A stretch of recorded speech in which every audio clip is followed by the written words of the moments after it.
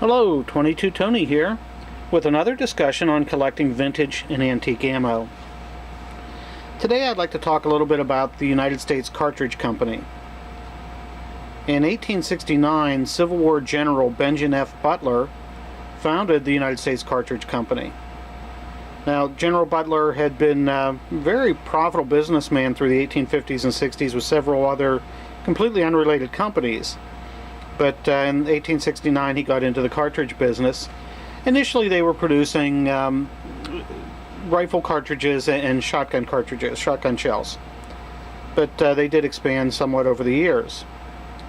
The company did grow steadily through the 1880s and 90s. But by 1893 General Butler had died, and his son, Paul Butler, pretty much took control. So the company did continue to grow, and up through World War I, when the ammunition business was booming, the company grew steadily, and by 1917 had over 8,000 employees. Well, as you're probably aware, manufacturing of any product in the late 19th and early 20th century was pretty dangerous, and for obvious reasons, cartridge manufacturing was even more so.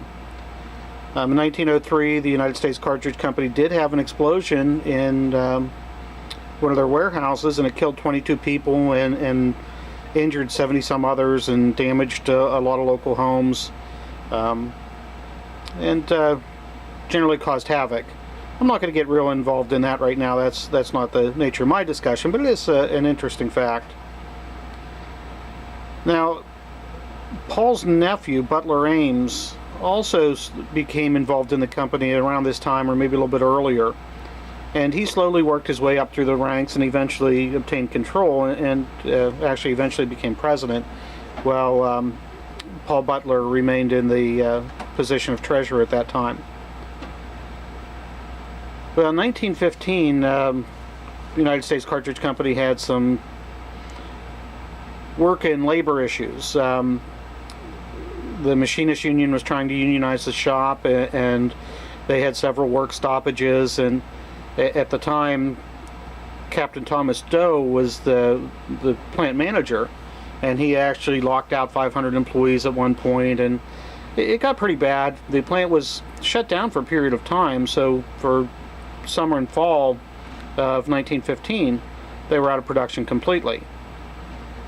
Well, with the demand for cartridges, eventually, that was settled. The union did get most of their demands, and the plant reopened by October of 1915.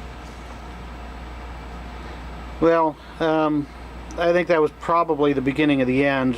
Around that period of time, the National Lead Company, which was the parent company of Winchester at that time, acquired about half the shares of the United States Cartridge Company. Now, Paul Butler died in 1918, and at that point, National Lead Company bought all of the Butler shares. So at this point, obviously, they pretty much had control. By 1922, they were transferring their production over to Winchester plant.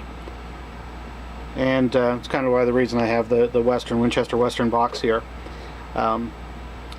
So it started in 1922. They started transferring. Local governments got involved and tried to control and tried to keep the United States Cartridge Company production going. But by the end of 1926, it was pretty much done. They had ceased all operations, and Winchester had taken over. Now, a couple of my props here, I don't know if you can see the head stamps. I do have a 44 Ballard rimfire with a U.S. head stamp. I've got a 38 short rimfire with the U.S. head stamp. Now, to those of us that are 22 box collectors, we know the U.S. Cartridge Company largely for their 22 NRA boxes and their 22 Boy Scout boxes. So that was pretty much their claim to fame for those of us that are into the 22 boxes. So this is just one example. Again, this is just a prop here. The Western Expert really didn't have anything to do with the U.S. Cartridge Company other than the fact that they're part of Winchester as well.